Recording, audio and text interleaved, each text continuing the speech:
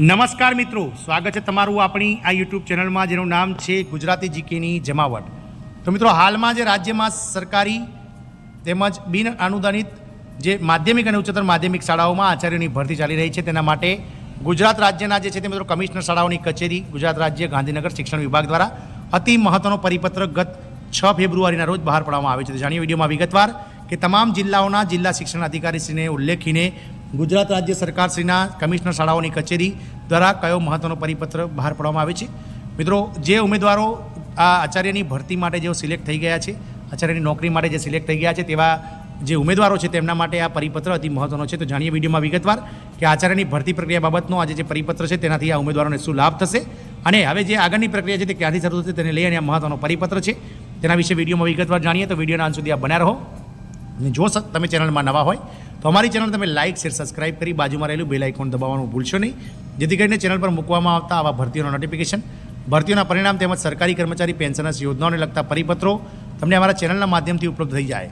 તો મિત્રો, કમિશનર શાળાઓની કચેરીઓ વિદ્યા સમીક્ષા કેન્દ્ર સેક્ટર 19 ગાંધીનગર દ્વારા 6 ફેબ્રુઆરી 2025નો અતિ મહત્વનો પરિપત્ર, જેમાં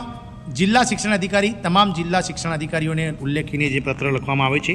જેનો વિષય છે મિત્રો રાજ્યની બિન સરકારી અને અનુદાનિત માધ્યમિક અને ઉચ્ચતર માધ્યમિક શાળાઓમાં વર્ષ 2024 આચાર્ય ભરતી પ્રક્રિયા બાબતનો અતિ મહત્વનો પરિપત્ર છે, જેનો સંદર્ભ છે જેમાં વંચાણ લીધેલ 31/1/2025નો રાજ્ય સરકારના શિક્ષણ વિભાગનો પરિપત્ર અને શિક્ષણ વિભાગનો તારીખ 30/1/2025નો પરિપત્ર વંચાણ લીધેલ છે। ઉપરોક્ત વિષય પરત્વે જણાવવાનું કે રાજ્યમાં સ્થાનિક સ્વરાજ્યની સંસ્થાઓની ફેબ્રુઆરી 2025માં યોજાનાર 16 ફેબ્રુઆરી યોજાનાર જે મધ્યસ્થ સામાન્ય અને પેટા ચૂંટણીઓના અનુસંધાને આદર્શ આચારસંહિતા મોડલ કોડ ઓફ કન્ડક્ટ અમલમાં હોય સદર કચેરીના સંદર્ભપત્રિત 1થી રાજ્યની સરકારી બિન સરકારી અનુદાનિત માધ્યમિક અને ઉચ્ચતર માધ્યમિક શાળાઓમાં વર્ષ 2024ની આચાર્ય ભરતી ઇન્ટરવ્યૂ પ્રક્રિયા મુલતવી રાખવા અંગે તમામ જિલ્લા શિક્ષણ અધિકારીઓને જાણ કરવામાં આવેલ, પરંતુ વર્ષ 2024ની આચાર્ય ભરતી પ્રક્રિયા અન્વયે નિમણૂક પામનાર ઉમેદવારોને આપેલ નિમણૂક હુકમમાં તારીખ 14/2025થી 21/2025 દરમિયાન હાજર થવા અંગે સૂચના આપવામાં આવેલ હતી, પરંતુ રાજ્યમાં સ્થાનિક સ્વરાજ્યની સંસ્થાઓની ફેબ્રુઆરી 2025માં યોજાનારી સામાન્ય મધ્ય સત્ર અને પેટા ચૂંટણીઓના અનુસંધાને આદર્શ આચારસંહિતા એટલે કે કોડ ઓફ કન્ડક્ટ અમલમાં હોય આચાર્ય તરીકે નવી નિમણૂક મેળવેલ ઉમેદવારો માટે ફરવાયેલ શાળામાં હાજર થવા અંગે નિમણૂક હુકમમાં જોગવાઈ જણાવેલ તારીખને બદલે હવે તારીખ 17/2025થી 21/2025 સુધીનો સુધારો ધ્યાને લઈ તારીખ 17/2025થી તારીખ 21/2025 સુધીમાં હાજર થવાની કાર્યવાહી હાથ ધરવા તથા સંબંધિત ઉમેદવારોને આ બાબતથી જાણ કરવામાં આવી છે, જેવું સંયુક્ત શિક્ષણ નિયામક